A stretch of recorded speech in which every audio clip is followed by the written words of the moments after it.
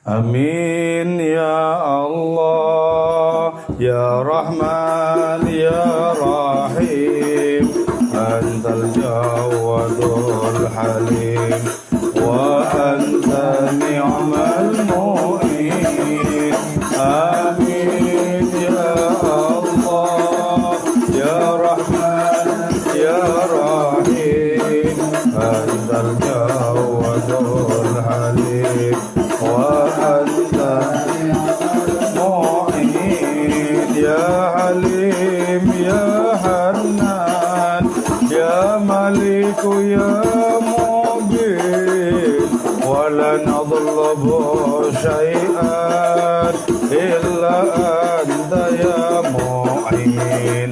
Rabbana astaqim dhikrana wa dhikrul ghafilin, wajma'na fil abrari khiyarika al-faizin. Amin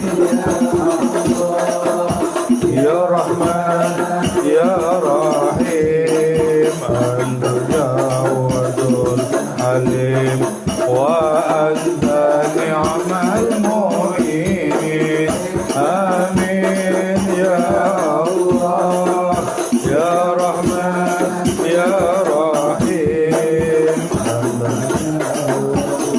Halim, wa anta ni'mal mu'in. Syakawnaka Rabbana wa bid'afi nafsina litaghfirana ghafaru wa litusinana bidawamil ma'rifati adim liqa'ana bihadratika ilahana ya ilahana.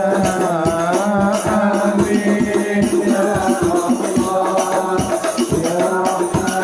ya Rahim, Antal Jawadul Halim, wa anta ni'mal mu'in. Amin ya Allah, ya Rahman ya Rahim, Antal Jawadul Halim, wa anta ni'mal mu'in. Sa'alnaka al-istiqamata fi tadhakkurik wa istiqamatana fi tashakuri ni'amik. Ya Karim ya Karim, an'amna bi ni'matik. Ya Arhamar Rahimin, irhamna bi rahmatik. Amin ya Allah, ya Rahman ya Rahim, Antal Jawadul Halim, wa anta ni'mal mu'in. Amin ya Allah, ya Rahman ya Rahim, Antal Jawadul, wa anta ni'mal mu'in. Rabbana asir lana zahiran wa batinan ma'a husni dhanni bi hadratika ya Mannan. Pangeran panjenengan santosi kula niki lahir batin sarana manasai kang suci. Amin ya Allah, ya Rahman ya Rahim, Antal Jawadul Halim, wa anta ni'mal mu'in. Amin ya Allah, ya Rahman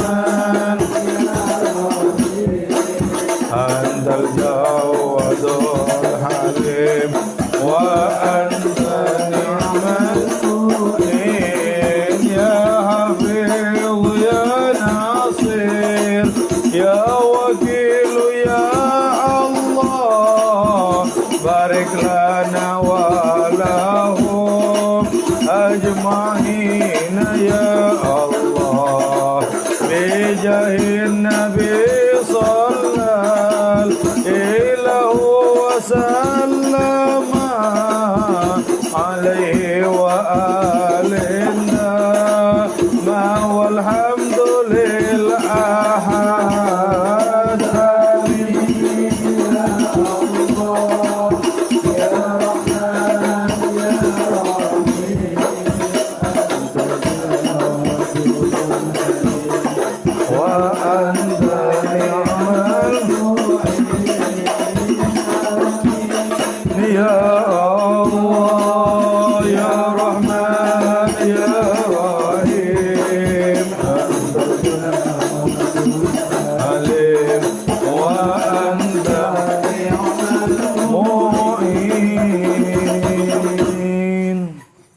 A'udzu billahi minasy syaithanir rajim. Bismillahirrahmanirrahim. Wa qatilu fi sabilillahi wa'lamu annallaha sami'un alim. Allah.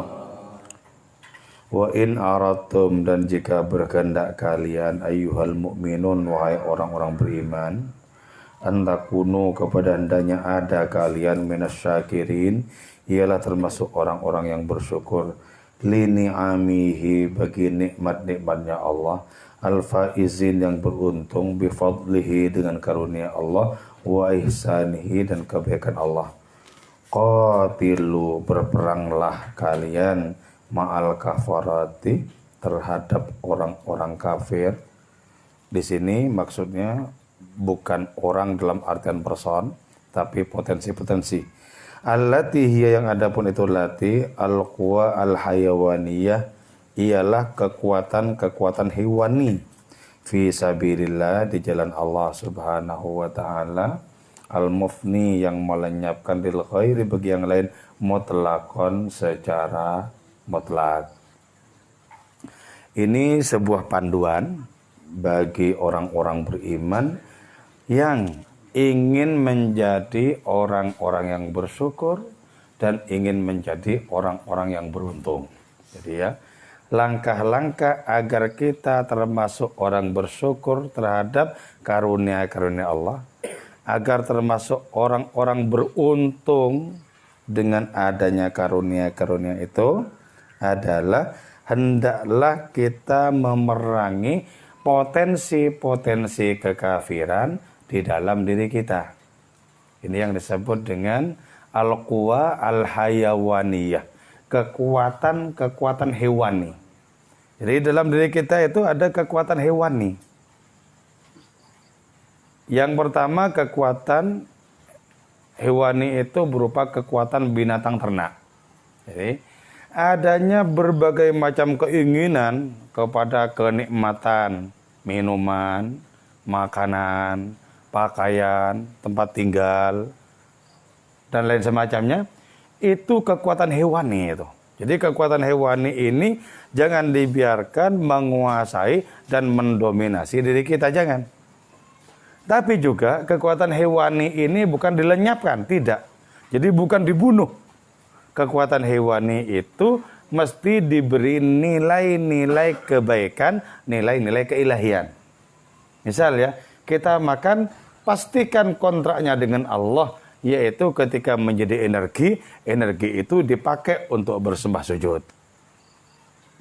Kita misalnya juga mengenakan pakaian, bukan semata-mata nafsu untuk bersenang-senang dengan pakaian, tapi kita pakai pakaian itu semata-mata diorientasikan di dalam beribadah kepada hadiratnya. Jadi karena itu, ini melenceng kalau misalnya pakai pakaian bagus gitu. Dan tujuannya itu dilirik orang gitu loh. Nah ini kalau laki-laki nggak ada ini. Jadi kalau perempuan kadang-kadang ada. Jadi pakai pakaian yang necis, ya. Pakai pakaian yang kira-kira itu sudah paling top untuk selera dia. Tapi tidak ada di sini, tidak ada muatan keilahiannya. Nah ini berarti masuk kategori kekuatan hewani. Jadi karena itu Kalau kita maca untuk apa? Coba pastikan ya. Kalau kita berpenampilan ini untuk apa? Jadi harus ada kontraknya dengan Allah baru memiliki nilai. Nah di situ berarti apa? Kekuatan hewani, potensi hewani itu sudah ditunggangi oleh adanya niat yang baik. Bagus kalau sudah begitu. Sip. Jadi misalnya memilih kudung warna-warni macam-macam itu bukan cuma perkara suka warna loh ya. Kalau cuma berhenti di suka warna, ya itu bagian dari kekuatan hewani. Tapi juga jelas, misalnya orientasikan, ya Allah, ku pakai untuk kupersembahkan kepadamu semata-mata. Nah itu baru. Jadi ya, gaya itu boleh, ya. Tapi harus ada niatnya untuk mendekatkan diri kepada Allah, untuk berbuat baik boleh. Tapi gaya yang cuman ansih gaya, semata-mata berhenti di gaya dan tidak ada kontraknya dengan Allah Subhanahu wa taala, walaupun itu jilbab. Itu kata seorang sufi bernama Syekh Abdul Hasan Al-Barusi, itu disebut bid'ah yang samar. Jadi ada bid'ah yang konkret menyimpang, misalnya ya, salat subuh ditambah jadi 3 rakaat. Itu bid'ah yang konkret. Kalau bid'ah yang samar, salat subuh tetap 2 rakaat, tapi hatinya bukan untuk Allah ketika salat itu bid'ah yang samar. Orang yang masih dikuasai oleh bid'ah yang samar, tidak akan ada di situ cahaya keimanan. Nggak ada aura keimanan di situ. Jadi hanya ketika amal kita tersambung dengan Rasulullah secara rohani, baru di situ ada cahaya rohani. Makanya pernah ya, Syekh Abdul Hasan Al-Barusi ini ditanya oleh kawannya sesama sufi. Kawannya yang bertanya ini memiliki jamaah yang banyak. Bertanya kemudian, kawan, gimana kau lihat jamaahku? Bagus sekali jamaahmu, tekun katanya. Sholatnya tekun, puasanya tekun, zikirnya tekun. Tapi saya tidak menemukan cahaya keimanan pada mereka itu. Jadi ini hati-hati. Jangan sampai kita terhindar di bid'ah yang konkret, terperosok di bid'ah yang samar. Ya sampai. Jadi makanya karena itu ya, ada juga model orang ibadah itu, di situ yang ada adalah syahwat yang samar. Kalau dalam hikam itu kan begini ya, dalam hikam. Orang yang oleh Allah Ta'ala diberi kecukupan tanpa bekerja. Apa ada? Banyak. Orang dikasih kecukupan ekonomi tanpa bekerja. Orang itu kan semestinya fokus di dalam ibadah. Tapi orang ini masih mau cawe-cawe berbisnis, bekerja. Padahal tanpa bekerja sudah cukup. Itulah. Nah, ini ternyata orang seperti ini jatuh dari derajat yang tinggi. Kalau misalnya sebaliknya ya, sebaliknya. Orang ditakdirkan bekerja karena rezekinya dari bekerja. Kok kemudian orang ini langsung pindah kepada tidak bekerja hanya semata-mata biar suntuk beribadah. Nah ibadah ini tadi termasuk syahwat yang samar. Ibadah loh padahal. Jadi, ibadah saja bisa masuk syahwat yang samar. Wong Allah Ta'ala menempatkannya di kerja. Dengan bekerja orang itu bisa mencukupi dirinya, mencukupi keluarganya, bisa berguna kepada orang lain. Ya. Kok tiba-tiba dadaan mau jadi marbot itu loh. Yang utuh sepenuhnya nggak usah bekerja. Fokus, ngaji, sholat, dikit, terus begitu. Akhirnya menumpuk utangnya.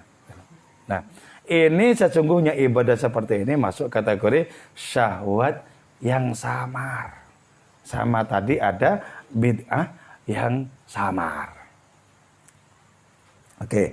Jadi kalau kita ingin menjadi orang bersyukur, menjadi orang beruntung dengan karunia Allah dan kebaikannya, maka kita harus memerangi potensi-potensi hewani di dalam diri kita. Potensi hewani itu termasuk kufur. Jadi karena itu pastikan dalam hidup ini kita untuk apa sebenarnya? Untuk makan minum yang enak atau kita mau belajar bermesraan dengan Allah?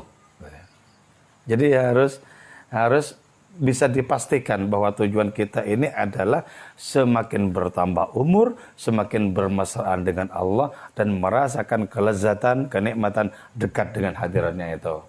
Ini memerangi. Terus ada yang lebih parah dari potensi hewani, Memang yang tadi, yaitu potensi hewani yang nuansanya, konotasinya itu binatang buas. Jadi ada kekuatan-kekuatan binatang buas dalam diri manusia. Itu harus diperangi. Misalnya apa? Senang mempermalukan orang, senang ngenyek orang. Itu binatang-binatang buas begitu. Senang mengalahkan orang dan lain semacamnya. Jadi inginnya itu tinggi, sombong, dan itu bisa kalap gitu loh. Nah itu jenis binatang buas. Ini wajib ditekuk, dikalahkan ini. Begini nih. Nah ketika ada perintah untuk ditekuk, dikalahkan watak binatang buas itu berarti di dalam diri kita memang ada potensi untuk menang, untuk mengalahkan. Nah itu di mana letaknya? Fi sabilillah. Jadi peperangan itu di jalan Allah. Jadi ya, kalau tafsir lahiriahnya ini peperangan di luar sana berhadapan dengan orang-orang yang merusak Islam. Tapi dalam konteks tasawuf, peperangan di sini adalah peperangan dalam batin, mengalahkan adanya potensi, adanya kemampuan-kemampuan yang tidak mengajak kepada Allah Subhanahu wa taala. Itu disebut dengan al-quwa al-hayawaniyah, yaitu kekuatan-kekuatan hewani, watak-watak binatang. Nah, di jalan Allah Ta'ala itu, nanti kita bisa berpapasan dengan Allah Al-Mufni, yaitu memfanakan, melenyapkan segala sesuatu yang lain. Jadi kalau kita sudah menang berhadapan dengan potensi binatang dalam diri kita, ya, maka kita nanti akan diantarkan untuk menyaksikan bahwa segala sesuatu selain Allah itu hakikatnya tidak ada. Gak ada loh ya. Nah keberadaannya berarti apa? Keberadaannya itu berarti hanya dipinjami ada oleh Allah, dipinjami wujud oleh Allah. Hakikatnya sebagai diri mereka sendiri tidak ada. Itu yang disebut dengan al-mufni lil ghairi mutlaqan. Jadi selain Allah itu hakikatnya tidak ada. Karena itu jangan tertarik kepada yang tidak ada. Jangan tergila-gila kepada yang tidak ada. Jadi ketika kita mulai senang sesuatu yang lain, pastikan, apa kamu tidak gila ngomong pada diri sendiri itu. Maksudnya kenapa? Lah kok senang yang tidak ada? Segala yang lain itu sah untuk disenangi kalau jadi perantara untuk semakin akrab dengan Allah. Tanpa itu tidak sah. Artinya apa tanpa itu? Tanpa itu berarti termasuk potensi binatang, potensi hewani. Makanya senang seseorang itu pastikan semata-mata aku senang kepada penciptamu. Harus pastikan begitu. Kalau cuma berhenti di orang itu, nah itu potensi hewan nih. Sebab kesenangan hewan itu adalah di samping makan dan minum juga jangan lupa kawin. Nah, jadi ini harus kita tundukkan, kita kalahkan. Kita harus menjadi al-farisun, para penunggang watak-watak binatang, kita tunggangi. Kalau watak-watak binatang itu sudah jinak bagi kita, sudah tunduk bagi kita, maka itu akan menjadi input yang sangat menguntungkan kita. Jadi watak kebinatangan itu bisa kita kendarai dan kita pakai untuk berlari di jalan Allah Subhanahu wa taala. Karena itu nafsu bukan untuk dibunuh, tapi untuk ditundukkan. Ditundukkan. Jadi karena itu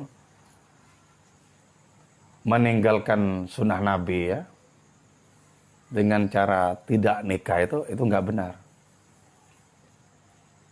nggak benar. Jadi di sini ikut Nabi semua. Kalau tidak nikah itu belum jodohnya. Jadi yang penting ikut Nabi semua sebenarnya, cuman belum jodohnya saja. Tunggu saja tanggal mainnya, tunggu saja takdirnya. Nanti akan dimudahkan kalau sudah waktunya tiba. Kalau belum waktunya tiba, fasobrun jamil. Maka harus sabar, karena kesabaran itu adalah keindahan. Jadi tidak usah stres-stres. Oke, itu ya. Jadi ketika kita sudah menekuk mengalahkan potensi hewani dalam diri kita akan sampai kepada tingkatan rohani, diantarkan oleh Allah Ta'ala bahwa ternyata apa? Yang pantas untuk mendapatkan kekaguman kita itu cuma Allah. Baru kagum. Jadi kagum kepada Allah itu kagum kepada ketakterhinggaan loh ya. Ketakterhinggaan. Coba ya, kalau orang sudah bagus fokusnya kepada Allah, semesta ini, dunia ini menjadi kecil seperti digenggam. Kecil sekali. Dan karena kecil sekali dan tak berarti, tidak ada jalan untuk tertarik, tidak ada jalan untuk terengungun-ngungun jatuh cinta kepada dunia ini. Gak ada jalan itu. Jadi di situ yang ada cuma apa? Sebagai wasilah, sebagai kendaraan, sebagai perantara. Wa'lamu dan ketahuilah kalian semua, in mutum, jika mati kalian, fa'ilallah, maka kepada Allah tusyarun, dikembalikan kalian. Jadi kalau misalnya kita mati ya, karena kita berperang dengan potensi-potensi hewani itu, mati kita ya, maka kemudian kita akan dimuliakan dengan dikembalikan kepada Allah Ta'ala. Jadi karena itu jangan pernah percaya kepada bisikan nafsu. Seluruh bisikannya itu, kalau masih belum bisa ditundukkan, seluruh kebisikannya itu perlu dicurigai. Nah, nafsu itu pintar loh ya. Kadang ngajak ke pengajian loh nafsu itu. Berangkat, oke. Sebenarnya bukan dalam rangka menyimak, bukan dalam rangka menikmati sholat, bukan dalam rangka hati tersambung dengan Allah, bukan. Nah, terus kenapa? Nggak bisa ngelihat siapa-siapa itu loh. Jadi ini hati-hati. Jadi kadang ngajak juga. Sebab kalau nafsu ngajak kepada keburukan kita tolak. Nafsu bilang kemudian, tunggu jurusku yang berikutnya. Kan misalnya nafsu ngajak kepada kita untuk beli togel. Nah, kita nggak mau. Nafsu itu tidak menyerah kemudian. Oke, tunggu ada yang lebih halus lagi. Gitu loh. Jadi di sini pentingnya kita bahwa melangkah ke manapun tujuannya harus Allah. Gitu loh. Mengerjakan apapun tujuannya harus Allah. Biar apa? Biar kita tidak dimanipulasi oleh gemuruh nafsu kita sendiri. Pastikan ke sana. Wa in ishtum, dan jika hidup engkau, fa ilallahi tub'atsun, maka kepada Allah lah engkau dibangkitkan. Jadi kalau kalah kita berhadapan dengan kekuatan hewani, kita akan dikembalikan kepada Allah Subhanahu wa taala. Urusannya terserah Allah. Kalau kita hidup misalnya ya, kita menang, maka kita akan dibangkitkan dengan adanya akhlak Allah di dalam diri kita. Jadi ada yang disebut sebagai orang ilahi atau orang robbani, yaitu dia yang perilakunya itu mencerminkan adanya sifat-sifat Allah, mencerminkan akhlaknya Allah. Itu orang ilahi atau orang robbani. Wa malakum, dan tidak ada bagi kalian ayyuhal mu'min, wahai orang-orang beriman, Allah tuqatilu, kepada hendaknya tidak berperang kalian, ma junudis syayatin, beserta tentara-tentara setan, hatta tanju, sehingga selamat kalian, mimma lakatil imkan, dari hancurnya ruang kemungkinan, wa tasilu, dan sampai engkau ila fadhail wujub, kepada padang luas kepastian ilahi. Jadi orang-orang beriman itu tidak boleh tidak, mesti bertarung. Bertarung bukan dengan musuh di luar, dengan musuh di dalam.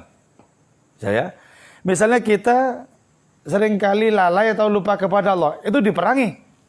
Kelalaian itu, lupa diperangi itu. Sebab itu bagian dari watak hewani. Jadi kita lebih ingat kepada yang lain dibandingkan kepada Allah, maka itu wajib diperangi. Jangan sampai seperti itu.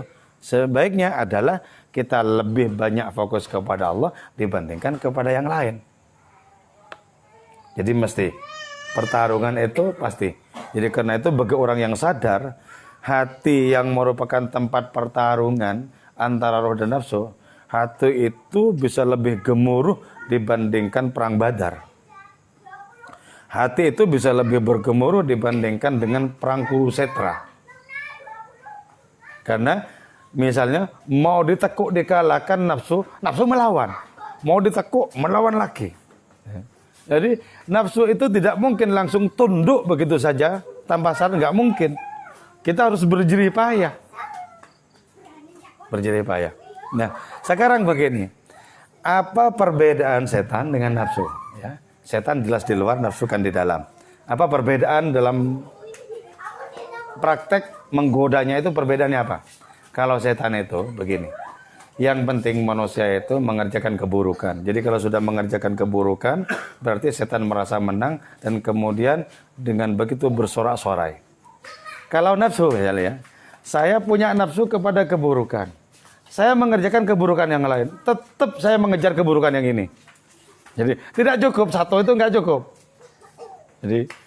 Jadi orang itu oleh nafsu akan dijerumuskan kepada satu bentuk keburukan. Kalau sudah mengerjakan keburukan yang lain, itu tidak puas masih. Harus yang dituju pertama kali itu nafsu. Jadi karena itu kalau kita memiliki hasad dengan ngebet bernafsu pada sesuatu, itu kan cara untuk bisa menghilangkan kegelisahan harus dilunasi kan gitu loh. Itu kalau nafsu. Hanya pendekar-pendekar rohani yang bisa mengalahkan jurusnya itu. Jadi orang yang sudah memiliki kemampuan untuk bisa menolak dan mematahkan jurus-jurus nafsu itu. Dan tidak mudah. Kenapa? Karena nafsu itu adalah satu-satunya musuh yang makan bersama kita dan tidur bersama kita. Harus diperangi. Berat itu. Mending ya Allah berhadapan dengan musuh di luar. Berhadapan dengan musuh di luar, cukup dengan izinmu aku akan berangkat mengalahkan musuh itu. Tapi berhadapan dengan musuh di dalam, tidak boleh tidak ya Allah, engkau mesti terlibat. Kalau tidak, aku akan digulung dan dikalahkan lagi. Melawan lagi, dikalahkan lagi. Melawan lagi, dikalahkan lagi. Sampai akhirnya nyaris menjadi putus asa. Bisakah aku menjadi orang baik-baik? Itu karena apa? Karena sudah bolak-balik ditekuk, dikalahkan oleh nafsunya sendiri. Nah, cara untuk mengalahkannya adalah bergabung dengan pendekar-pendekar rohani. Jadi bergabung dengan orang-orang yang sudah dengan sangat mudah mengalahkan nafsu keburukannya. Ketika bergabung akan mendapatkan suplai potensi, suplai tenaga itu loh. Sama dengan misalnya kita pergi berjalan kaki, terus dihadang oleh begal yang gagah-gagah. Nah, kalau kita punya teman yang silatnya bagus, jurusnya bagus, tinggal bilang, aku dibantu. Itu bukan sembarangan. Nah, ketika dibantu kita bisa menang.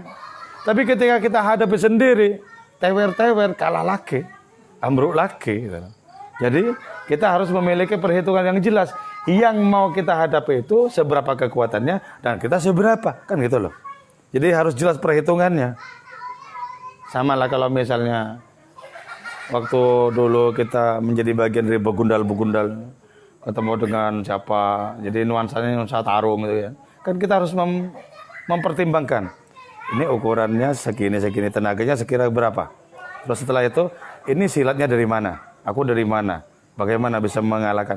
Nah, hitung-hitungan seperti itu, berhadapan dengan nafsu itu penting. Kalau tidak, tetap digulung. Saya punya teman ya. Punya teman. Teman ini sudah terjerumus dalam sebuah lembah nafsu yang kelam. Sebenarnya teman ini sadar bahwa dirinya itu kalah. Maka sengaja si teman ini berpuasa untuk mengurangi beringasnya nafsu. Ketika berpuasa makin beringas nafsunya. Coba ya. Kan tahu nafsu itu. Aku kok mau dikekang katanya kan. Tak sikat balik. Akhirnya apa? Setiap kali berpuasa kalah dengan nafsunya. Tapi kalau tidak berpuasa tidak begitu kalah. Ya tetap kalah tapi tidak begitu. Tidak terlalu parah itu loh. Jadi karena itu orang mau memberikan perlawanan itu perhitungannya itu harus matang. Seberapa. Jadi kalau pengen aman, dekat-dekatlah dengan seorang pendekar rohani yang sudah bolak-balik mengalahkan nafsunya sendiri dan sudah menunjukkan kepada kita di mana alamat Allah Subhanahu wa taala. Itu lebih aman. Lebih aman. Berperang majunudis syayatin beserta tentara-tentara setan. Kata-kata setan atau syaiton asal usulnya itu artinya jauh. Setan itu adalah setiap potensi selain nafsu yang menjadikan kita semakin jauh dari Allah, itu setan. Jadi setan itu tidak kita bayangkan seperti gentayangan begitu ya. Gentayangan atau dibayangkan ngeri, serem, bukan hanya itu. Apapun yang kita senangi dan itu membuat kita lupa kepada Allah, disitulah muncul setan. Setan itu bisa muncul sebagai mukena atau sebagai kaos itu, atau sebagai sarung seperti sarung saya ini kan, sarung lamiri. Jadi harganya mahal, tapi nggak beli sebab kalau beli eman-eman ya. Jadi, dikasih orang. Sarung lamir. Saya tanyakan kepada orang yang menjual sarung itu, ini Pak berapa kira-kira harganya? Lebih 2 juta. Oh Bu? Padahal kalau suruh beli pasti eman banget saya. Jadi karena tidak beli maka tidak eman, dipakai terus. Biar cepat habis. Dan nilainya terbang menuju Allah Subhanahu wa taala semoga ya. Jadi kalau punya pakaian baik itu, bagus itu, disenangi, sering-sering dipakai ke pengajian. Nanti diganti yang lebih bagus. Gitu ya. Jangan kemudian yang bagus-bagus keluarnya setahun sekali. Pas lebaran. Oh, kebalik itu. Kebalik. Yang bagus-bagus dipakai gitu. Pakai. Nanti kalau ada gantinya kan enak, pakai lagi. Kalau kita pakai di jalan Allah akan ada gantinya yang lebih bagus lagi. Kan gitu. Jadi janji Allah Ta'ala tidak mungkin keliru itu. La in syakartum la azidannakum. Kalian bersyukur akan sungguh aku tambah kenikmatan bagi kalian. Nah, ketika sudah memenangkan pertarungan dengan kelompok-kelompok setan itu, hatta tanjum mim mahlikatil imkan. Di saat itu kita akan selamat dari kemungkinan ambruk di dalam kehidupan ini. Dari kemungkinan terkulai, roboh dan kalah dalam kehidupan ini. Selamat. Kalau sudah selamat, maka kita akan bergabung dengan adanya keniscayaan ilahi. Ila fadail wujub. Padang luas kepastian Allah Subhanahu wa taala. Jadi, kalau kita selamat di perjalanan ini, kita bergabung dengan orang-orang yang akhlak mereka akhlak Allah. Itu ila fadail wujub. Bergabung di sana. Dan itu keberuntungan yang sangat agung. Wa'lamu dan ketahuilah kalian semua annallaha kepada sungguhnya Allah sami'un ialah maha mendengar liaqwalikum bagi kata-kata kalian al-muta'alliqah yang berhubungan itu akwal bi'adamil jihad dengan tidak adanya kesungguhan. Jadi Allah maha tahu siapa di antara kita tidak punya semangat untuk melawan nafsunya sendiri, tahu. Misalnya begini ya, tadi di pengajian katanya suruh berjihad menghadapi nafsu. Gimana mau dihadapi, mau dikalahkan? Wong ini merupakan omset tersendiri kok. Jadi omset tersendiri. Jadi ada perasaan nikmat karena sudah bersekongkol dengan nafsu. Nah kalau sudah bersekongkol, eman-eman itu mau dibasmi. Eman-eman ini masih dipakai. Menyenangkan ini. Ya. Jadi Allah tahu bisikan-bisikan orang-orang yang tidak memiliki niat untuk mengalahkan keburukan nafsu. Paham sekali, Allah tahu sekali. Makanya ya, sering misalnya ya, ada ajakan apa-apa yang sesungguhnya bagus. Tapi karena tidak memiliki cita rasa rohani yang tangguh, insya Allah itu sesungguhnya kata lain dari tidak. Insya Allah. Oh tidak maksudnya. Jadi kalau orang makrifat langsung tahu, oh ini insya Allahnya nggak jelas ini. Insya Allah. Hanya untuk mengatakan tidak itu nggak enak. Ya insya Allah. Apalagi ditambah lagi. Insya Allah kalau tidak ada barengan pasti nggak datang ini. Sebab nanti akan alasan jelas. Ada barengan. Apa? Ya bikin sendiri barengan. Jadi kalau gitu, kelihatan dari wajahnya, dari auranya nggak meyakinkan sama sekali. Alimun maha tahu Allah biniyatikum dengan niatmu semua. Allah maha tahu punya niat seperti apa kita untuk bisa menjadi orang-orang yang lebih sempurna. Allah maha tahu. Al-mutarattaba al-hayati tabi'ah. Allah maha tahu niat kita untuk senantiasa menetapi tabiat-tabiat kebinatangan. Tahu persis. Jadi kan kalau orang sudah kadung bersekongkol dengan tabiat kebinatangan, maka kenikmatannya di situ. Kenikmatan itu mau dicopot, mau diganti dengan ibadah-ibadah yang pahit, kan eman-eman itu loh. Jadi banyak orang yang tahu jalan kebenaran, tapi karena sudah kadung akrab ria dengan nafsunya, dengan tabiat kebinatangannya, maka eman-eman kalau harus dibasmi, harus dikalahkan itu ke eman-eman. Padahal ketika kita runtuhkan, kita kalahkan itu, kita sesungguhnya ditunggu oleh adanya kegembiraan yang meluap-luap, yang luar biasa. Orang yang sudah mencicipi kenikmatan, kelezatan dekat dengan Allah, orang itu akan berkata, tidak akan pernah rela aku. Kenikmatan yang kucicipi ini akan diganti oleh seluruh kenikmatan dunia. Aku tidak akan mau. Jadi kalau orang sudah mabuk anggur ilahi, kalau orang sudah menikmati kedekatan dengan Allah Ta'ala itu, maka kenikmatan itu tidak akan pernah mau ditukar dengan apapun. Tidak akan pernah mau. Jadi ternyata ada kenikmatan tertinggi itu.